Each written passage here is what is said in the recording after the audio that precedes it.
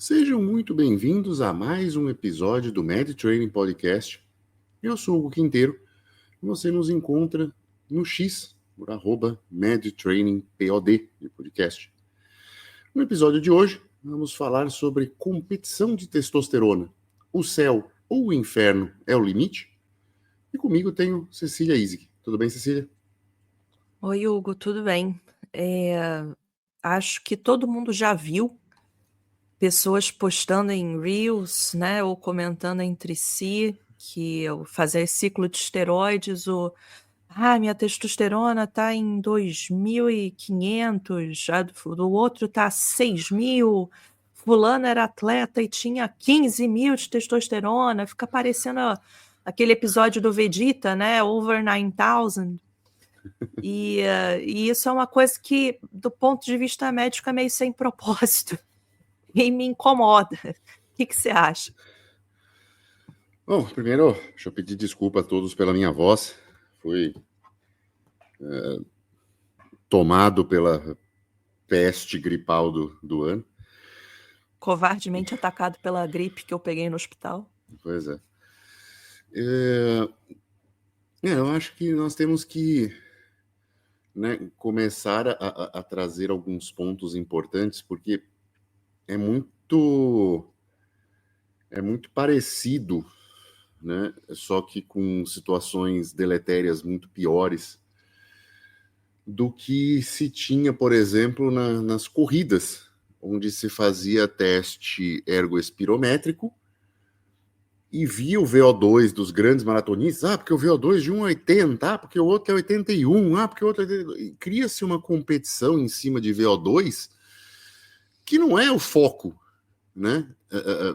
Um marcador biológico não é o fator exclusivo para o sucesso ou não de uma performance esportiva. Ainda mais, né, num esporte onde, né, no caso do bodybuilding, uma performance praticamente inexistente, completamente subjetiva, em que faz a gente até questionar a idoneidade do esporte como um todo. Né? Se você pensar no powerlifting, ainda existe são questões muito mais objetivas de performance, de peso por peso corporal, né? O próprio strongman também, que também entra nessa, né? Tô falando desses dois porque também entra nessa disputinha da testosterona mais alta, né? E achar isso bonito. Mas, né, ter um valor de testosterona mais alto não é o que vai tirar o peso do chão e não é o que vai ser o árbitro dar a nota ou não para você, dependendo dos critérios que eles têm para aquela competição. Então, a gente começa por aí já mostrando que é uma variável, mas essa variável normalmente ela não quer dizer nada, especialmente no longo prazo. No longo prazo, significa sim, né? Significa um péssimo nível de risco cardiovascular, Não, tô significa uma falando assim, péssima saúde, aí eu falei significa, como isso não atleta. é... Como atleta, em sim, termos de performance, tá. não quer dizer lá muita Não, coisa. Agora o que a gente vai não. ver é o quanto isso impacta em termos de saúde global. Aí é outro assunto. Pois é, e aí falando de saúde global e que os níveis altos de testosterona, que é o foco aqui, levam a uma piora, uma degeneração, né, das paredes dos vasos sanguíneos que ficam enrijecidos, leva à hipertensão, que vai piorar a função renal, cardíaca, e tirar a tua longevidade. Quando as pessoas, a gente fala assim, vai diminuir tua longevidade, em vez de você viver 90 anos, você vai viver 80. A pessoa não liga, porque na cabeça da pessoa ela vai viver normal até esses 80. Isso não é verdade. O que vai acontecer é que é um processo que leva com que você morra mais cedo, e esse processo é horroroso. Inclui tomar um monte de medicação e inclui você perder tua capacidade de ser atleta. Ou seja, você tira anos de carreira de uma pessoa nessa brincadeira competitiva de valores laboratoriais. E para mim isso é um sinal de incompetência, de fracasso. E eu acho que era assim que tinha que ser encarado. Estou jogando anos de possibilidade de carreira no lixo, tentando dar um valor a um exame que esse valor não existe. É o quê? Você é super ousado? Você é corajoso? O que você é por ter um exame de testosterona muito mais alto? O que você é? Qual que é o significado? É, é tipo querer competir com glicose na urina, né? Eu não sei, entendeu? Tipo, Mas não é assim, tipo, o ai, que isso cacete. significa? Se você tem uma testosterona tão alta circulando no sangue, significa o quê? Que teu corpo não está utilizando. Uma vez o teu corpo Exato. não está utilizando, ele está solto no teu sangue fazendo um monte de peripécias. Né? Então, assim, para fazer uma analogia mais precisa ainda, é como se eu estivesse competindo por glicose sanguínea. Ah, a minha tá 300, a minha tá 400. Essa glicose só tá ali te destruindo, né? Exato. Se você Brincando da roleta tem. russa de diabetes. Agora você tá Se brincando a. com a roleta russa Vamos de lá, né? testosterona alta, fazendo uma série de É. colaterais, porque é o que ela tá ali fazendo, né? Entenda um negócio, galera. Se a testosterona total do teu exame está muito alta, quer dizer que ela está toda ligada ali na SHBG, na albumina, e ela não está fazendo porcaria nenhuma. Ela está fazendo, sei lá, engarrafamento, né, no trânsito dos teus vasos sanguíneos. Ela está ali bestando, porque ela não é ativa, ela não está ativa. A que está ativa não está marcada no exame. Ela se liga ao receptor e ela vai lá e faz o que ela tem que fazer e acabou. O fato de você ter 5 mil de testosterona, você tem 5 mil empregados inúteis na tua empresa naquele momento. Não quer dizer que todas elas vão trabalhar naquele mesmo dia. Então, é um atestado, assim, vou exagerar mesmo, porque é exagerado você ter 5 mil de testosterona na corrente sanguínea. É um atestado de incompetência. Uma Tá jogando, incompetência de uso de droga. Quer dizer que você não sabe o que você está fazendo. tá jogando fora, né? E O que é pior, né? Assim, normalmente.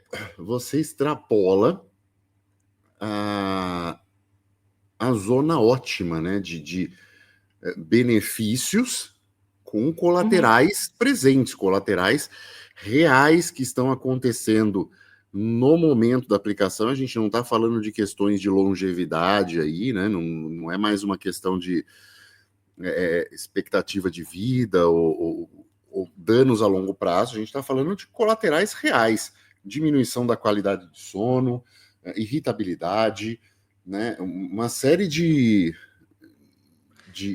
colaterais E que aumento da acontecem. resistência à insulina, Sim, e é na hora. Então, ou seja, se você aumenta a resistência à insulina, tu está piorando a capacidade dos teus músculos também de utilizarem a glicose para o teu exercício, né? E isso vem de uma carga altíssima de testosterona, começa a trabalhar contra você. é, eu sinceramente eu não sei de onde veio esse bro science que mais é melhor, sabe? Ai, dos guetos da maluquice gerida pelo emocional humano. Sim, mas assim, né, quem foram os primeiros a fazer esses exames e darem completamente elevados e a partir daí achar bonito? Porque tem hoje também o bonito em achar a CPK alta, né? Ah, é Ah, sinal que é. meu treino tá funcionando. Não tem porcaria nenhuma a ver uma coisa com a outra. Você pode ter uma CPK alta sem seu treino estar sendo eficiente. Você pode ser muito eficiente com uma CPK baixinha. E eu já tive experiência de contato, assim, de um grande grupo, grande clube brasileiro de futebol, onde o preparador físico tentou criar uma normatização e vetar ou não escalação da parte de fisiologia por CPK. Então, assim, o cara ia testando a CPK da pessoa contra ela mesma, chegava num ponto, olha, tá 3, 4 vezes acima, ó, melhor poupar esse cara para esse jogo. Que também não é uma necessidade. Como prevenção de lesão, né? Enfim. Isso ele tirou da cabeça dele ou ele...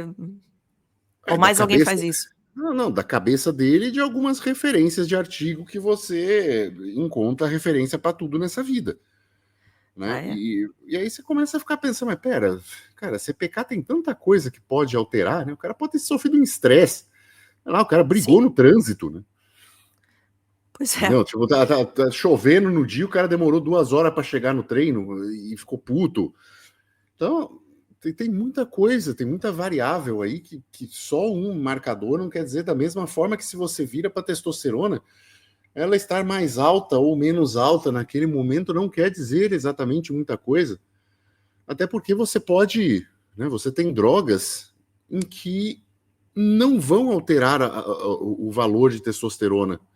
Muito pelo contrário, né? Um hemogenin da vida, uma oxandrolona da vida, em que você pode construir um ambiente altamente anabólico, até entrar em doses suprafisiológicas, em dose acima do que deveria, ter os colaterais disso, e fazer uma reposição, entre aspas, de testosterona com testo e gel, e vai dar os seus 400, 300 miligramas de testosterona, né? Exato. Por decilitro, e vai estar dentro do dito normal, e o cara tá com um puta ambiente anabólico, com colaterais do mesmo jeito. Então, olha o nível de burrice que é só olhar esse número, né? E isso, infelizmente, é uma maioria, né, dentro desse ambiente, desse meio.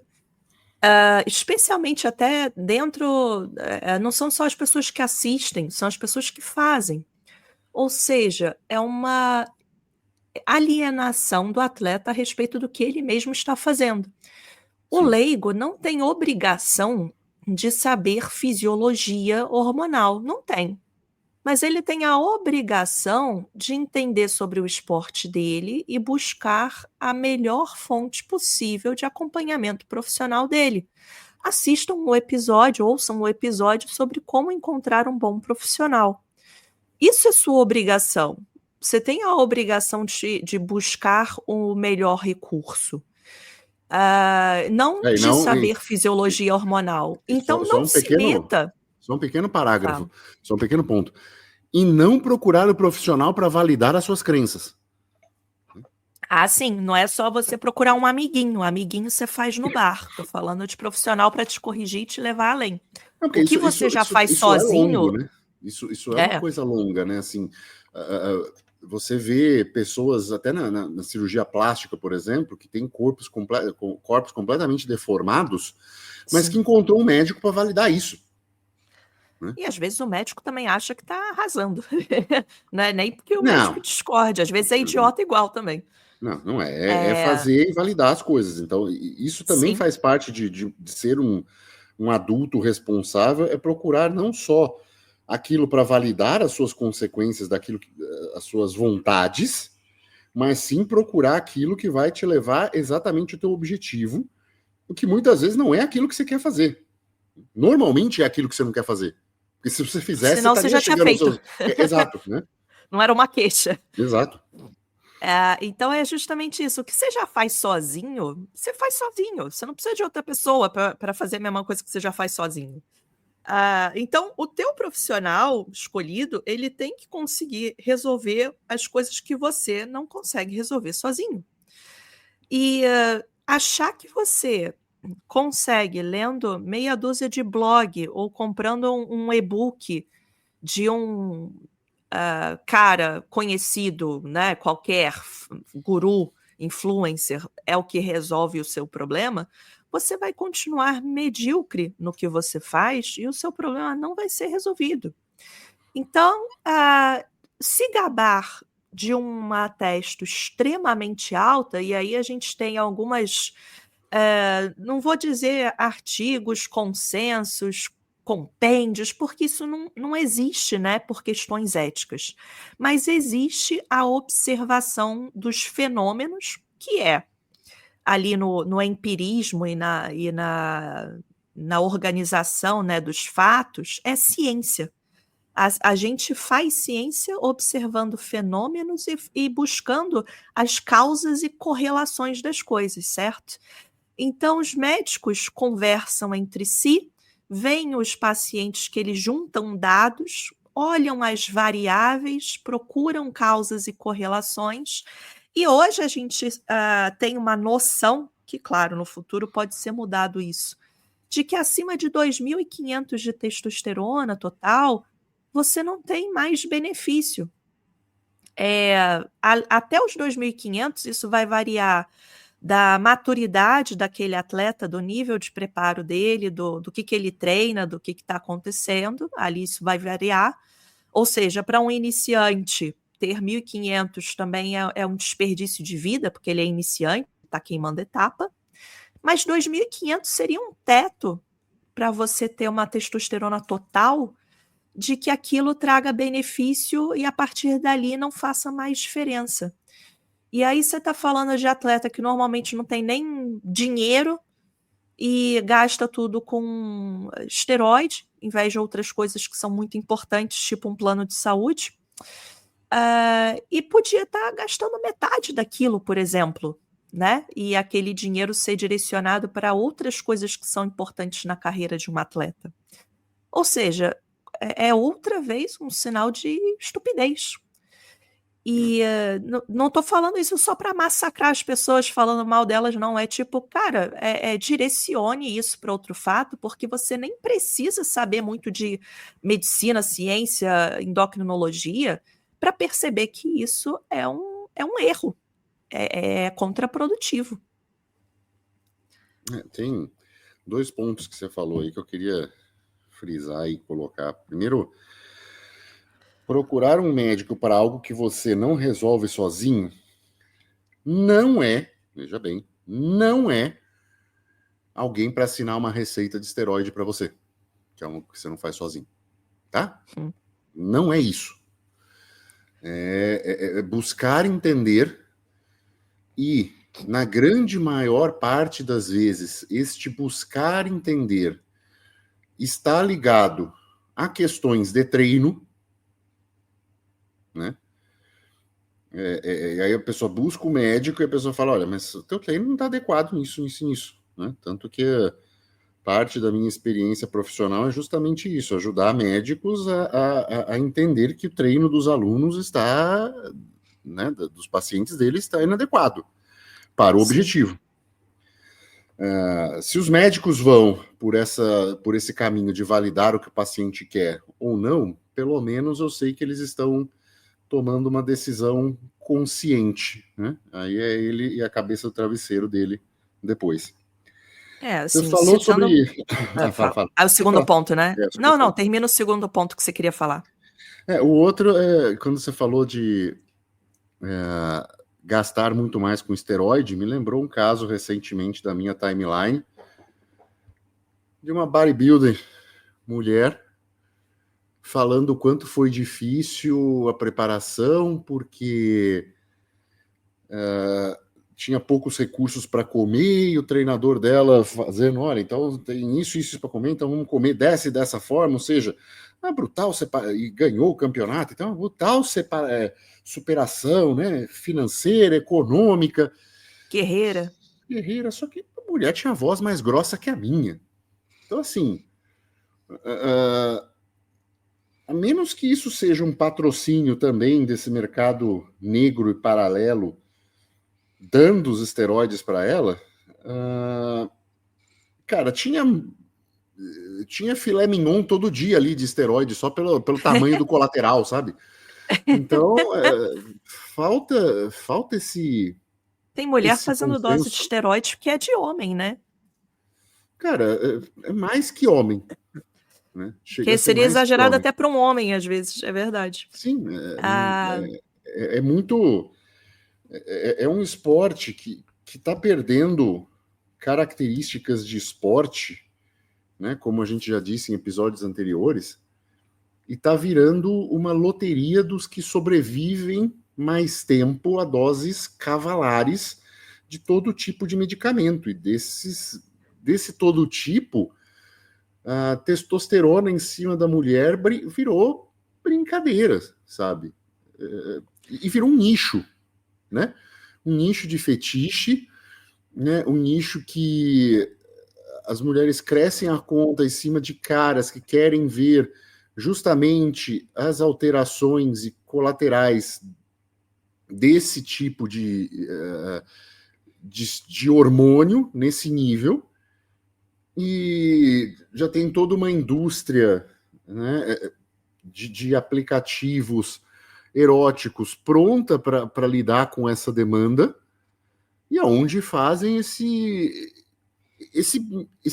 business desse nicho, entendeu? De achar bonito estas brutais hormonizações, esse brutal, né?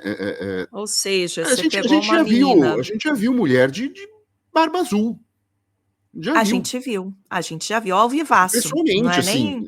É, a gente vê também por foto, a gente sabe, consegue ver, ó, falar, ó, aqui tá, aqui não tá. Mas a gente já viu pessoalmente. Agora, precisa desse nível de alteração hormonal, né? então, essas pessoas, elas já têm um perfil psicológico que facilita que elas descambem para dismorfia corporal, para abuso de substâncias, né? Então é igual mulher de malandro, né? Quem é o malandro que consegue uma mulher trouxa? É a mulher que já tem toda a predisposição para ser trouxa e o malandro encontra aquilo, né? Os dois se acham. O malandro e o otário se acham, eles se acham. E nesse caso é a mesma coisa, são pessoas que já têm uma certa predisposição para cair nisso, caem nisso, e você vê que uma pessoa que teoricamente disse: quero ser atleta ou quero vencer uma competição de fisiculturismo. E essa pessoa que queria apenas ser uma atleta, no final das contas, pode ou não ganhar um campeonato.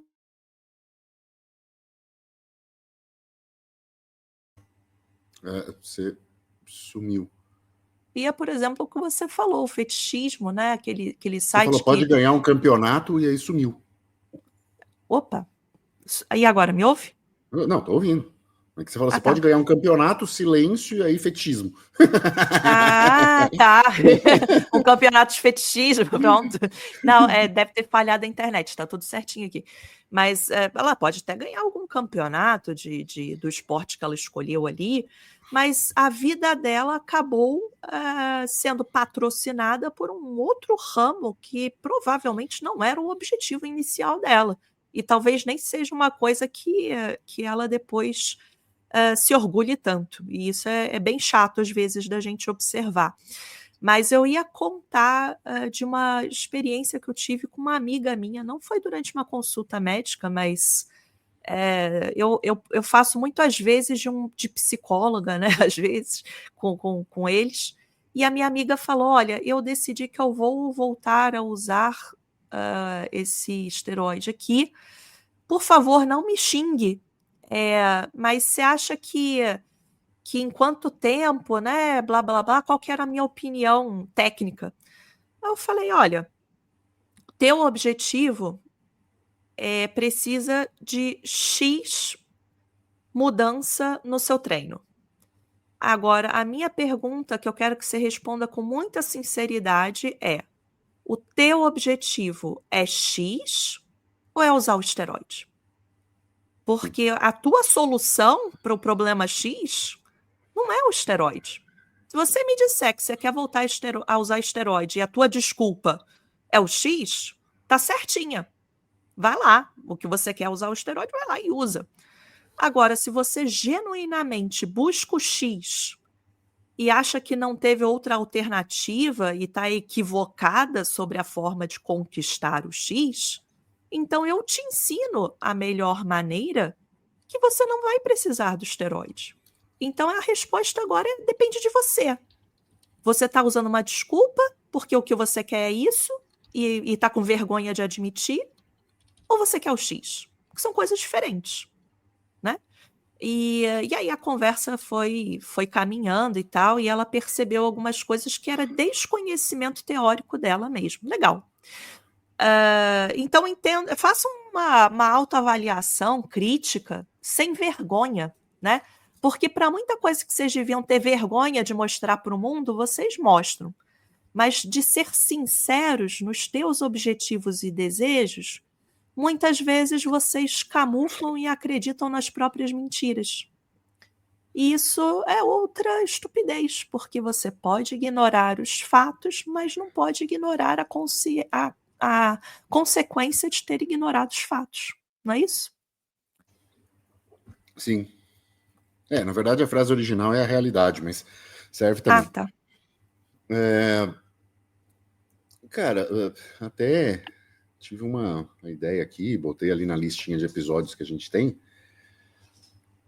da necessidade da gente conceitualizar, porque é polissêmico também, conceitualizar vício e dependência. Porque boa. São duas coisas. Está até conversando, para quem está chegando agora, dá uma olhada na entrevista com o Bruno Florindo sobre isso. Porque existem diferenças na abordagem desses dois conceitos e que mudam completamente, né? Então, se você encarar de uma forma, esteroides não causam vício nem dependência. Se você encarar a definição de vício e dependência de outra forma, já é considerado uma droga capaz de fazer isso. Eu tendo a seguir esse caminho, porque se causa alteração na pessoa a ponto dela ignorar outros fatos e criar uma narrativa para que o esteroide seja o alicerce central de uma dieta regrada, de um treino regrado e de uma série de outros cuidados regrados, para mim isso é dependência. Para mim isso é um vício. Seja coisas para o bem, tá? Sejam coisas para melhorar. Então, assim, se a pessoa fala para mim, eu só consigo fazer dieta, treinar direito e seguir todas as coisas certinhas se eu estou tomando esteroide, para mim isso é uma dependência. Para mim isso é um vício. Claro porque...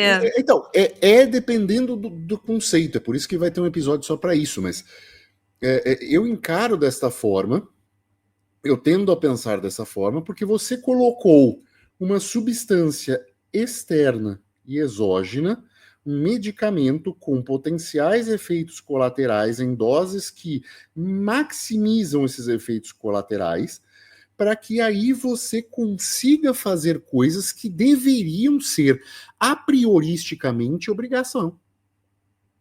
Agora, peraí, vamos fazer uma separação aqui. Nesse caso que você falou, é uma dependência emocional que a pessoa criou ali por uma crença de que quando a gente está com o esteroide tem que fazer tudo muito certinho para tirar o melhor proveito. Ok, sim. Se você vai usar um negócio que tem riscos, é melhor que você faça aquele momento valer muito a pena.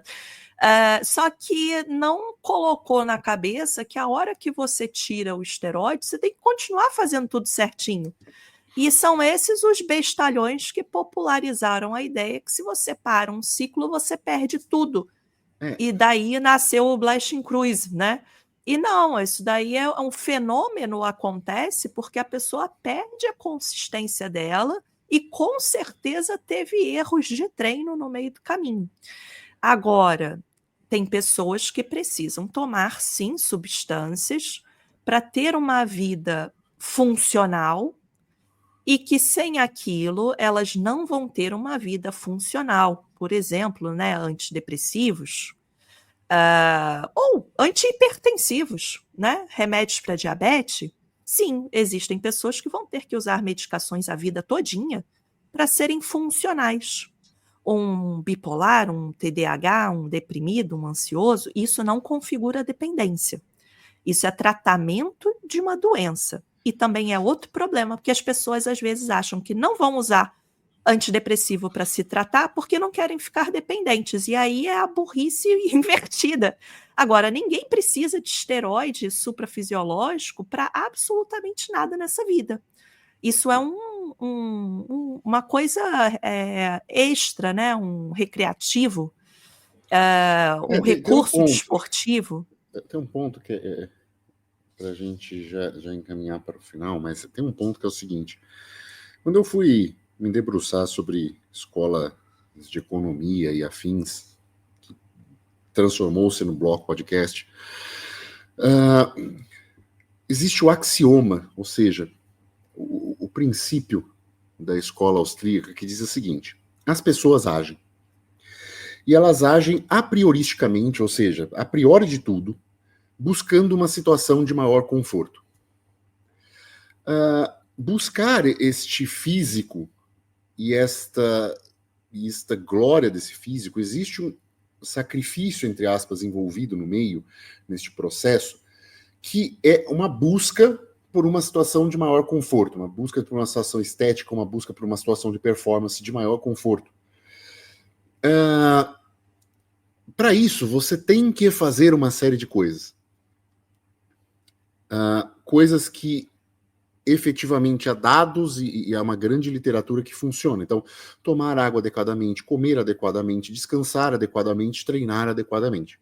Este é o caminho. O esteroide, ele aparece num ponto desse caminho como um acelerador de recuperação para um treino e outro. Mas, a prioristicamente, isto não invalida ou não substitui absolutamente nada do que precisa ser feito. E se ele muda, ou se ele coloca a pessoa numa situação de eu só consigo seguir todo o resto se eu estou utilizando esse esteroide, você tem sim uma mudança de comportamento, e esta mudança de comportamento pode estar ligado a questões psicopsiquiátricas, né, que precisam ser trabalhadas para não colocar algo que não tenha devida importância num lugar central na tua vida.